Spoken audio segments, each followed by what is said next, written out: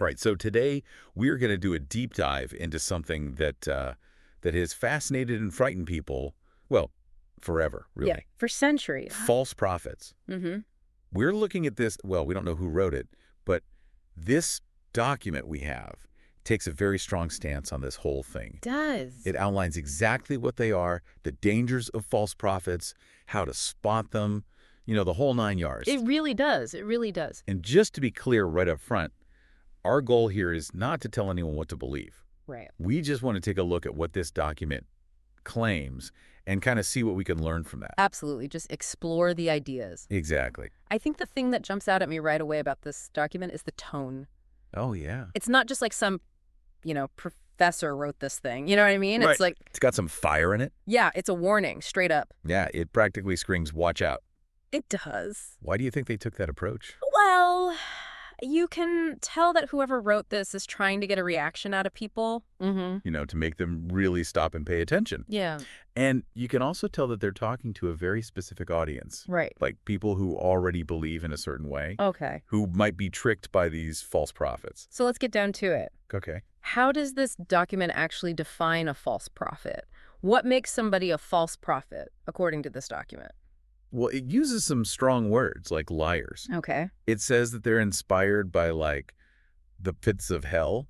Whoa. And that they reject the one true God. Okay, so very clear there's only one right way. Yeah, you're either with the one true God or you're against him. It doesn't mess around, no middle ground. No middle ground. And it goes on to say that if you follow these false prophets, bad things are going to happen. Oh, yeah. It talks about society falling apart, families breaking down, even whole civilizations being ruined, wrecked, and destroyed. That's some strong language. Do you think that's a little extreme? Well, it's definitely dramatic. But if you think about it, it's not completely out there. Okay. The document talks about how false prophets cause confusion and division. Right. They put people under strong delusion. Okay. And throughout history, a lot of societies have seen different religious beliefs or even just questioning things as a real threat. Right. Like it could upset the balance of everything. So how do we spot these false prophets then? Well, that's the thing. The document says to look at what they do and the lies that they tell, but isn't that kind of subjective? I mean, what one person might see as a lie, another person might see as just a different interpretation. Exactly. Yeah. That's a big issue with the document. It just assumes that everyone agrees on what the truth is. Which we know isn't always the case. Absolutely not. And it also says that you can judge them by how they live their lives. Right.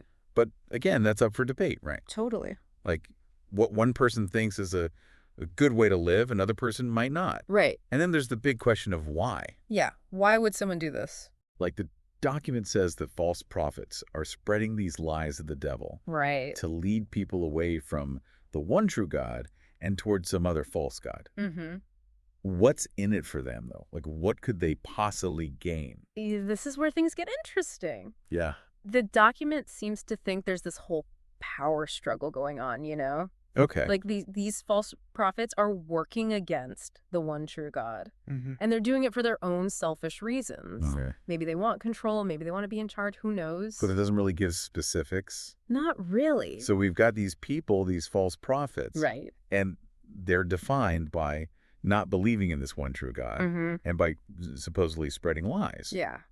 And this document really paints this scary picture of what'll happen if you listen to them. For sure. But it's not really clear on how you're supposed to know who they are. Well, that's the thing. And Yeah. that's the takeaway for our listeners here. Okay. If you're going to read this document or anything like it, really, you got to think for yourself. Don't just believe it because it's written down, Right. Look at what it's saying. Look at how it's saying it. And ask yourself, does this really make sense? Yeah. Especially when it comes to something as important as faith, you can't just take someone else's word for it. Right. You have to figure it out for yourself. Great advice. Thanks. And that's our deep dive for today. Until next time. See ya.